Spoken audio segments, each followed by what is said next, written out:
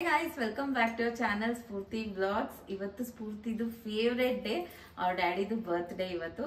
ಪ್ರತಿ ಶುಕ್ರವಾರ ಮತ್ತು ಎಲ್ಲ ಹಬ್ಬಗಳಿಗೂ ನಮ್ಮ ಮನೆಗೆ ಬೇಕಾಗಿರುವಂಥ ಹೂವು ಹಣ್ಣು ಎಲ್ಲನೂ ಬಾಲಾಜಿಯವರೇ ತಂದುಕೊಡೋದು. ಈ ಸಲ ಅರ್ಚಕರು ನಮಗೆ ಸಿಂಪಲ್ ಪೂಜೆ ಆಗಿರೋದ್ರಿಂದ ನೀವೇ ತೊಗೊಂಡು ಬನ್ನಿ ಅಂತ ಲಿಸ್ಟ್ ಮಾಡಿ ಕೊಟ್ಟಿದ್ರು. ಸೊ ಆ ಲಿಸ್ಟ್ ಪ್ರಕಾರ ಎಲ್ಲನೂ ತಂದಿದ್ರು. ಅದು ಒಂದು ಸಲ ನಾನು ಚೆಕ್ ಮಾಡ್ಕೊತಾ ಇದ್ದೆ. ಇಲ್ಲಿ ಪೂಜೆಗೆ ಬೇಕಾಗಿರುವ ತಟ್ಟೆಗಳು, ಬೇಸಿನು, ಮಣೆ, ಚಾಪೆ ಇವನ್ನೆಲ್ಲ ನಾನು ಮೊದಲೇ ಎತ್ತಿಟ್ಟಿದ್ದೆ. ಮನೆಯಲ್ಲಿ ಪೂಜೆ ಎಲ್ಲ ಮುಗಿಸ್ಕೊಂಡು ಇವಾಗ ದೇವಸ್ಥಾನಕ್ಕೆ ಹೊರಟಿದ್ದೀವಿ. ಪ್ರತಿ ಶುಕ್ರವಾರ ನಾವು ಮುತ್ತು ಮಾರಿಯಮ್ಮ ದೇವಸ್ಥಾನಕ್ಕೆ ಹೋಗ್ತಾ ಇರ್ತೀವಿ. ಅಂಡ್ ಇವತ್ತು ವಿಶೇಷವಾಗಿ ನಮ್ಮ ಯಜಮಾನ್ರ ತಮ್ಮ ಅಂದಾನ ಇಟ್ಕೊಂಡಿದ್ದಾರೆ ದೇವಸ್ಥಾನದಲ್ಲಿ. ಸೊ ಅದಕ್ಕೆ ಬೇಗ ಪೂಜೆ ಎಲ್ಲ ಮುಗಿಸ್ಕೊಂಡು ಈಗ ದೇವಸ್ಥಾನಕ್ಕೆ ಹೊರಟಿದ್ದೀವಿ. ಅಂಡ್ ಸಾಯಂಕಾಲ ಪೂಜೆ ಇದೆ. ಸೊ ಸ್ಟೇ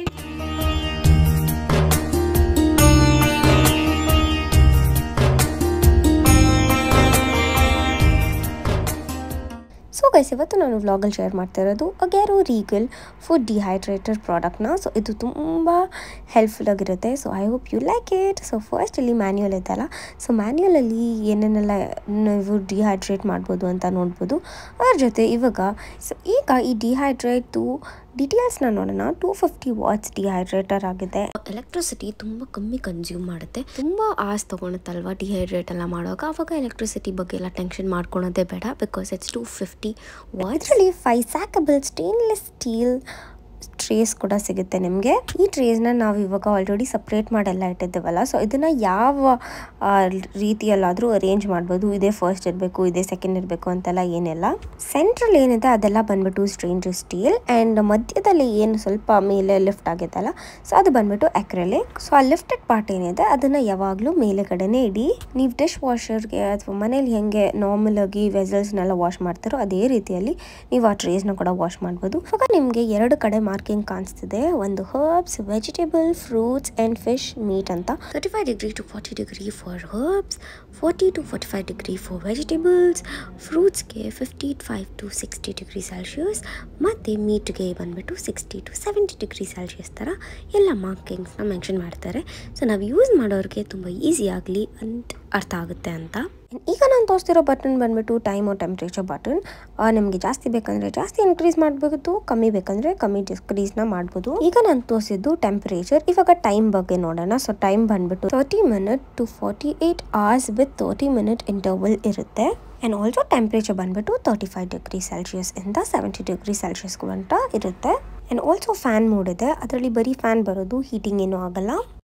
ಇವಾಗ ನಾವು ಆನಿಯನ್ನ ಡಿಹೈಡ್ರೇಟ್ ಮಾಡಿ ನೋಡೋಣ ಹೆಂಗೆ ವರ್ಕ್ ಆಗುತ್ತೆ, ಮತ್ತು ನಿಮಗೂ ಕೂಡ ಇಷ್ಟ ಆಗುತ್ತಾ ಇಲ್ಲ ಅಂತ ನೋಡ್ಬೋದು. ಆ್ಯಂಡ್ ಅದ್ರ ಜೊತೆಗೆ ಗಾರ್ಲಿಕ್ನ ಕೂಡ ಮೇಲುಗಡೆ ಪ್ಲೇಸ್ ಮಾಡಿ ಅದನ್ನು ಕೂಡ ಡಿಹೈಡ್ರೇಟ್ ಮಾಡೋದು. ಸೊ ಎರಡನ್ನೂ ಬಂದ್ಬಿಟ್ಟು ಕ್ಲೀನಾಗಿ ಸ್ಲೈಸ್ ಮಾಡಿ ಪ್ಲೇಸ್ ಮಾಡಿರೋದು. ಆ್ಯಂಡ್ ಹಾಕಿರೋ ಎಲ್ಲ ಅನಿಯನ್ ಸ್ಲೈಸಸ್ನ ಕ್ಲೀನಾಗಿ ಸ್ಪ್ರೆಡ್ ಮಾಡಬೇಕು, ಯಾವುದು ಒಂದ್ರ ಮೇಲೆ ಒಂದು ಆ ಥರ ಇರಬಾರ್ದು.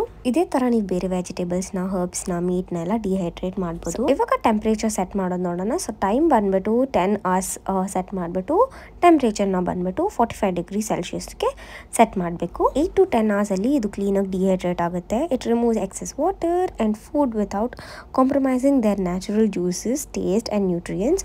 97% ರಿಟೇನ್ ಆಗಿರುತ್ತೆ ವಿಟಮಿನ್ಸ್ ಆ್ಯಂಡ್ ಮಿನರಲ್ಸ್. ಇವಾಗ ನೋಡ್ಬೋದು ನೀವು ಎರಡೂ ಕೂಡ ಚೆನ್ನಾಗಿ ಡಿಹೈಡ್ರೇಟ್ ಆಗಿದೆ. ನಿಮಗೆ ಮಧ್ಯದಲ್ಲಿ ಏನಾದರೂ ಡೌಟ್ ಇದ್ದರೆ ತೆಗೆದ್ಬಿಟ್ಟು ಹಾಗೆ ಚೆಕ್ ಮಾಡ್ಬೋದು. ಸೊ ಯಾವಾಗ ಈ ಥರ ಕ್ರಿಸ್ಪಿಯಾಗಿ ಟರ್ನ್ ಆಗಿರುತ್ತೋ ದಟ್ ಮೀನ್ಸ್ ಇವಾಗ ರೆಡಿ ಆಗಿದೆ ಅಂತ. ನೀವು ಇದನ್ನು ಹಾಗೆ ಸ್ಟೋರ್ ಮಾಡ್ಬೋದು, ಇಲ್ಲಾಂದರೆ ಪೌಡರ್ ಕೂಡ ಮಾಡ್ಬೋದು. ಪೌಡರ್ ರೀತಿಯಲ್ಲಿ ಮಾಡಿಟ್ಟಿಟ್ರೆ ಚೆನ್ನಾಗಿರುತ್ತೆ. ಆ್ಯಂಡ್ ಇವಾಗ KFC ಚಿಕನ್ಗೆಲ್ಲ ನಾವು ಯೂಸ್ ಮಾಡ್ತೇವಲ್ವ, KFC style chicken or chicken ಪಾಪ್ಕಾರ್ನ್ಗೆಲ್ಲ ಸ್ವಲ್ಪ garlic powder, onion powder, ginger powders, ಅದಕ್ಕೆಲ್ಲ ಈ ಥರ ಪೌಡರ್ಸ್ನೆಲ್ಲ ಯೂಸ್ ಮಾಡ್ಬೋದು. ನಿಮಗೆ ತುಂಬ ಇಷ್ಟ ಆಗುತ್ತೆ. ಆ್ಯಂಡ್ ಇವಾಗ ನೋಡ್ಬೋದು ಎಷ್ಟು ಚೆನ್ನಾಗಿ ಅದು ಬ್ರೇಕ್ ಆಗ್ತಿದೆ, ತುಂಬ ಕ್ರಿಸ್ಪಿಯಾಗಿ ಟರ್ನ್ ಆಗಿದೆ ಅಂತ. ಸೊ ಇವಾಗ ಒಂದು ಮಿಕ್ಸರ್ ಜಾರ್ಗೆ ತೊಗೊಂಡು ಎಲ್ಲದನ್ನು ಹಾಕಿ ಕ್ಲೀನಾಗಿ ರುಬ್ಕೊಂಡ್ರೆ your powder is ready. Onion powder ಮತ್ತು ಸಪ್ರೇಟಾಗಿ ಗಾರ್ಲಿಕ್ ಪೌಡರ್ ಎರಡೂ ಕೂಡ ರೆಡಿ ಆಗುತ್ತೆ. ತುಂಬ ಚೆನ್ನಾಗಿರುತ್ತೆ. You can definitely try this. ಅನಿಯನ್ಸ್ನ ಹೆಂಗೆ ಪೌಡರ್ ಮಾಡಿದ್ರು ಅದೇ ರೀತಿಯಲ್ಲಿ ಇವಾಗ ಗಾರ್ಲಿಕ್ನ ಕೂಡ ಪೌಡರ್ ಮಾಡಬೇಕು. ಸೊ ಕ್ಲೀನಾಗಿ ಅದನ್ನು ಕೂಡ ಮಿಕ್ಸರ್ ಜಾರ್ಗೆ ಹಾಕಿ, ಡ್ರೈ ಮಿಕ್ಸರ್ ಜಾರ್ಗೆ ಹಾಕಿ, ಮತ್ತು ಎಣ್ಣೆ ಎಲ್ಲ ಬಿಡುತ್ತೆ, ಸ್ವಲ್ಪ ಆರದ ಮೇಲೆ ಹಾಕಿ. ಸೊ ಆಗ ಕ್ಲೀನಾಗಿ ಬ್ಲೆಂಡ್ ಆಗಿಬಿಟ್ಟು ಈ ಥರ ಬರುತ್ತೆ. ನಂಬಕ್ಕೆ ಆಗಲ್ಲ ಎಷ್ಟು ಚೆನ್ನಾಗಿ ಆಗಿಬಿಟ್ಟಿರುತ್ತೆ. ನೋಡ್ಬೋದು ಎಷ್ಟು ಚೆನ್ನಾಗಿ ಡಿಹೈಡ್ರೇಟ್ ಆಗಿ ಪೌಡರ್ ರೆಡಿ ಆಗಿದೆ ಅಂತ. ಇವಾಗ ನಾವು ನೆಕ್ಸ್ಟ್ ಡಿಹೈಡ್ರೇಟ್ ಮಾಡ್ತಿರೋದು ಬನಾನಾ. ಸೊ ಬನಾನಾ ಸ್ಲೈಸಸ್ ಆಗಿ ಮಾಡಿಕೊಂಡು ಕ್ಲೀನಾಗಿ ಅರೇಂಜ್ ಮಾಡಿ ಮೇಲುಗಡೆ ನಿಮ್ಮ ಸಿಪ್ಪೆ ಹಣ್ಣನ್ನು ಸ್ಕ್ವೀಸ್ ಮಾಡಬೇಕು. ಮೇಲೆಗಡೆ ಆಕ್ಸಿಡೈಸ್ ಆಗೋ ಥರ ಸ್ವಲ್ಪ ಡಾರ್ಕ್ ಕಾಣಿಸೋ ಥರ ಇರುತ್ತೆ. ಸೊ ಅದೆಲ್ಲ ಇರಬಾರ್ದು ಅಂತಂದ್ರೆ ಈ ಥರ ಲೆಮನ್ ಜ್ಯೂಸ್ನ ಸ್ಕ್ವೀಸ್ ಮಾಡ್ಬೋದು. ಸೊ ಇವಾಗ ಟೆಂಪ್ರೇಚರ್ ಸೆಟ್ ಮಾಡಿರೋದು ಎಷ್ಟೊತ್ತಿಗೆ ಅಂದರೆ 8 hours and 55 ಡಿಗ್ರಿ ಸೆಲ್ಸಿಯಸ್ಗೆ ಸೆಟ್ ಮಾಡಿರೋದು. ಬನಾನಾ ಎಷ್ಟು ಚೆನ್ನಾಗಿ ಸ್ಲೈಸ್ ಆಗಿದೆ. ನಾವು ರಾಮ್ ಬನಾನಾ ಕೂಡ ಇದೇ ಥರ ಮಾಡಿಕೊಂಡು ಚಿಪ್ಸ್ ಎಲ್ಲ ಮಾಡ್ಕೊಂಡು ತಿನ್ಬೋದು. ತುಂಬ ಯೂಸ್ಫುಲ್ ಆಗಿರೋ ಪ್ರಾಡಕ್ಟ್. ನಿಮಗೂ ಇಷ್ಟ ಆದರೆ ಡಿಸ್ಕ್ರಿಪ್ಷನ್ ಬಾಕ್ಸಲ್ಲಿ ಲಿಂಕ್ನ ಪ್ರೊವೈಡ್ ಮಾಡಿರ್ತೀನಿ. ಆಲ್ಸೋ ಅಮೆಝಾನಲ್ಲಿ ಕೂಡ ಅವೈಲಬಲ್ ಇದೆ. You can check it out. 11:30 ಅಷ್ಟೊತ್ತಿಗೆ ನಾವು ದೇವಸ್ಥಾನಕ್ಕೆ ಹೊರಟ್ವಿ. ಸೋನು ಪಾಪು ಇಬ್ಬರು ಸ್ಕೂಲಿಗೆ ರಜೆ ಹಾಕಿದ್ರು, ಅವ್ರ ಡ್ಯಾಡಿದ ಬರ್ತ್ಡೇ ಅಂತ. ಯಶಿಕಾ ಮತ್ತು ನಿತಿನ್ಗೆ ಇಬ್ಬರಿಗೂ ಎಕ್ಸಾಮ್ ಇದ್ದಿದ್ದರಿಂದ ಸ್ಟಡಿ ಹಾಲಿಡೇಸ್ ಕೊಟ್ಟಿದ್ರು. ಪ್ರತೀಕ್ ಮತ್ತು ಸ್ಫೂರ್ತಿ ಇಬ್ಬರು ಮಿಸ್ಸಿಂಗ್. ನಾವು ಹೋದಂಗೆ ಪ್ರತಿ ಶುಕ್ರವಾರ ಇವರು ದೇವಸ್ಥಾನಕ್ಕೆ ಬರ್ತಿರ್ತಾರೆ. ಸ್ಫೂರ್ತಿ ಅವ್ರ ಚಿಕ್ಕಪ್ಪ ಮತ್ತು ಚಿಕ್ಕಮ್ಮ ಇಬ್ಬರು.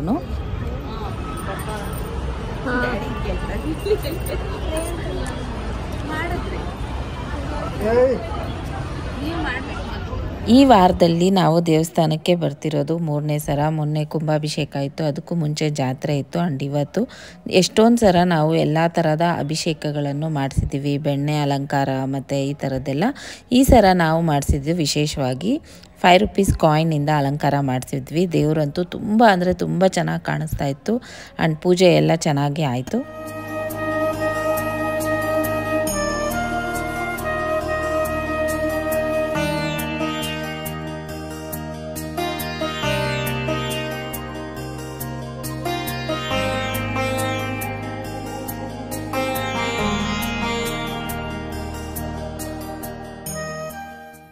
ಇಂದಿನ ದಿನ ದೇವಸ್ಥಾನದಲ್ಲಿ ಅನ್ನ ಸಂತರ್ಪಣೆ ಕಾರ್ಯಕ್ರಮವನ್ನು ಹಮ್ಮಿಕೊಂಡಿರುವ ರವಿ ಮತ್ತು ದೇವರಾಜ್ ಅವರು ದಯವಿಟ್ಟು ಭೋಜನ ಶಾಲೆಗೆ ಬರಬೇಕಾಗಿ ವಿನಂತಿ. ಪ್ರತಿ ಶುಕ್ರವಾರ ಮಹಾಮಂಗಳಾರತಿ ಆದಮೇಲೆ 12 ಗಂಟೆಗೆ ಇಲ್ಲಿ ಅನ್ನದಾನ ಸ್ಟಾರ್ಟ್ ಆಗುತ್ತೆ. ಆ್ಯಂಡ್ ಈ ಹಾಲ್ನ ರೀಸೆಂಟಾಗಿ ಇನಾಗ್ರೇಟ್ ಮಾಡಿರೋದು.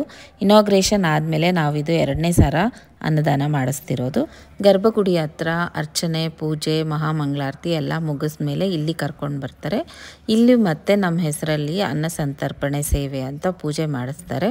ಶೃಂಗೇರಿ, ಹೊರನಾಡು, ಕುಕ್ಕೆ ಸುಬ್ರಹ್ಮಣ್ಯ ಮತ್ತು ಧರ್ಮಸ್ಥಳದಲ್ಲೆಲ್ಲ ಮಾಡ್ತಾರಲ್ಲ, ಆ ಥರ ಇಲ್ಲಿ ಮತ್ತೆ ಪೂಜೆ ಮಾಡಿಸಿ ನಮ್ಮ ಕೈಯಲ್ಲಿ ಅನ್ನ ಬಡಿಸ್ತಾರೆ.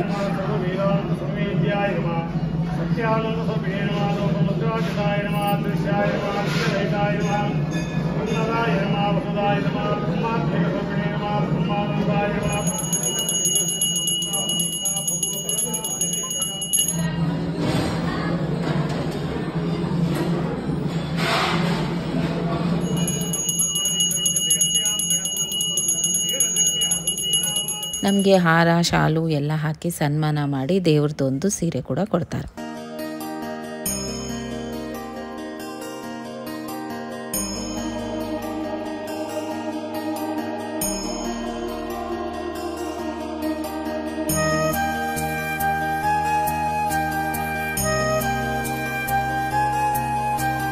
ತುಂಬ ಜನ ಅಂದರೆ ತುಂಬ ಜನ ಬಂದಿದ್ದರು. ಜನರನ್ನೆಲ್ಲ ನೋಡಿ ತುಂಬ ಖುಷಿ ಆಯಿತು. ಆ್ಯಂಡ್ ಪ್ರಸಾದಕ್ಕೆ ಇಲ್ಲಿ ಹೆಸರುಬೇಳೆ ಪಾಯಸ ಮತ್ತು ಅನ್ನ, ಸಾಂಬಾರು, ರಸ, ಬೀಟ್ರೋಟ್ ಪಲ್ಯ, ಮಜ್ಜಿಗೆ ಎಲ್ಲ ಕೊಟ್ಟಿದ್ರು.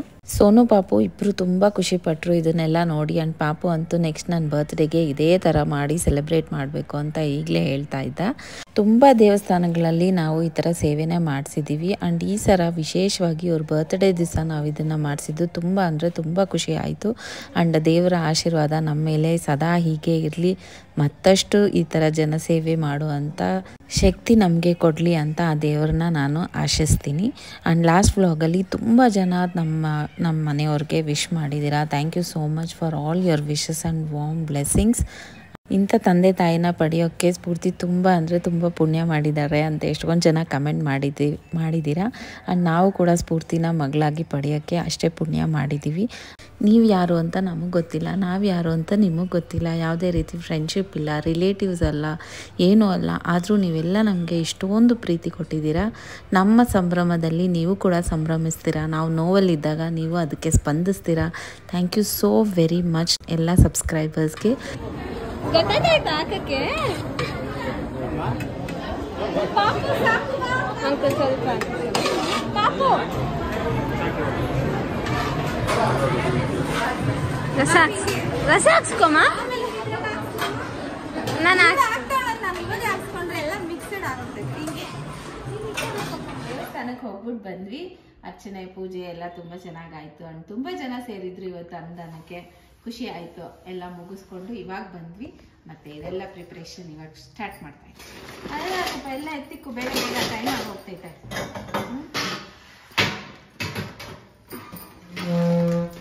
ಸೊ ಗೈಸ್, ಅನ್ನದಾನ ಮಾಡಿದ್ರೆ ಎಷ್ಟು ಖುಷಿ ಆಗುತ್ತೆ ಅಂತ ಇವತ್ತೇ ಗೊತ್ತಾಗಿದ್ದು. ನೀವು ಮಾಡಿ ಖುಷಿ ಬೀಳಿ, ಓಕೆನಾ? ನಾವು ಇವತ್ತೇ ಗೊತ್ತಾಗಿದ್ದಂದ್ರೆ ನಾವು ಎಷ್ಟೊಂದ್ ಸಲ ಮಾಡಿದ್ವಿ, ನೀವು ಬಂದಿಲ್ಲ. ಹೌದು.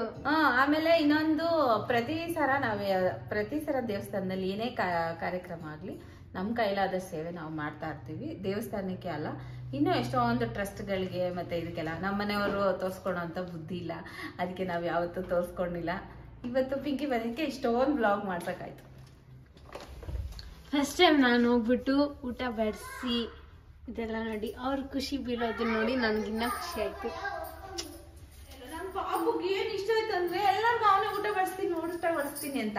ಅದಕ್ಕೆ ಹೇಳಿದೆ, ದೊಡ್ಡವರಾದ್ಮೇಲೆ ನಿಮ್ ಡ್ಯಾಡಿ ಚಿಕ್ಕಪ್ಪ ಹೆಂಗ್ ಮಾಡಿದ್ರು ಹಂಗೆ ನೀವು ಮಾಡ್ಬೇಕು ಅಂತ. ಅವ್ನು ಒಬ್ನೇ ನಿಂತ್ಕೊಂಡು ಊಟ ಮಾಡಿಸ್ತಾನೆ. ಅಷ್ಟೇ ಸೋನು ಅಷ್ಟೇ ಇಬ್ರು. ಏನ್ ಇವತ್ತು ಸ್ಪೆಷಲ್?